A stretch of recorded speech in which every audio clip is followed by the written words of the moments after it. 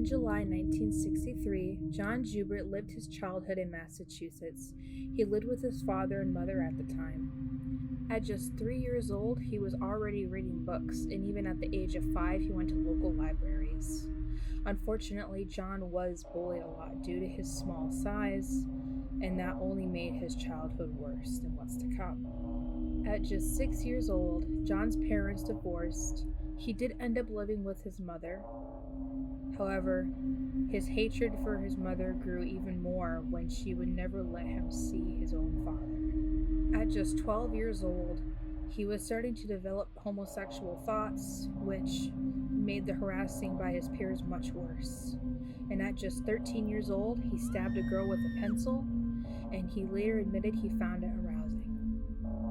On August 22, 1982, Richard Stenton was on a run in Portland, Maine.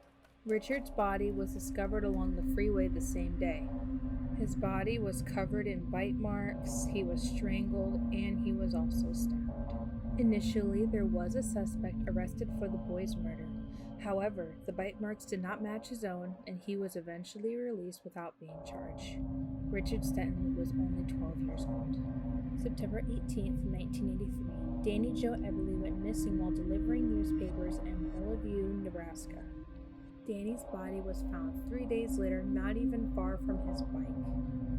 He was wearing nothing but his underwear, and he was tied hands and feet, and he also had tape all over his face, probably to keep him muffled from screaming. Danny was stabbed 9 times, and he was only 13 years old when he was killed. Not even a year later, John's third and final victim disappeared in Pepperland, Nebraska.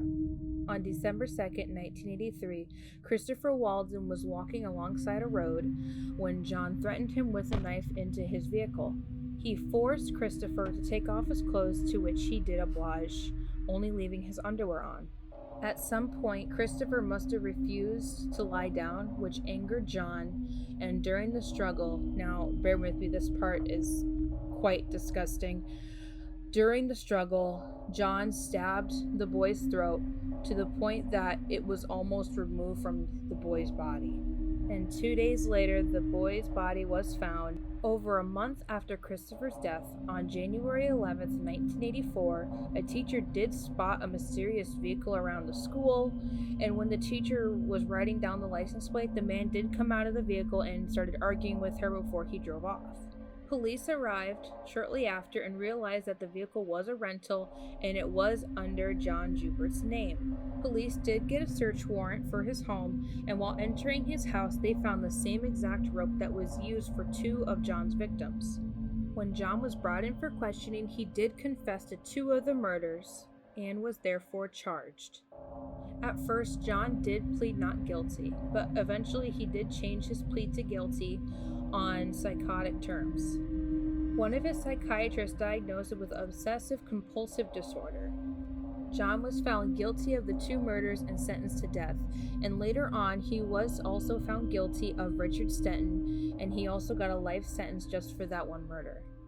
John Joubert was electrocuted by the electric chair on July 17, 1996. I hope you guys enjoyed this video. This is my first time editing a YouTube video, even filming one, and I'm quite excited that I was able to get it done this early, and on top of that, I'm actually quite happy how it turned out for me doing this for the first time ever. I really hope you guys enjoyed it, and I hope you all have a blessed Halloween and a great evening. Thanks.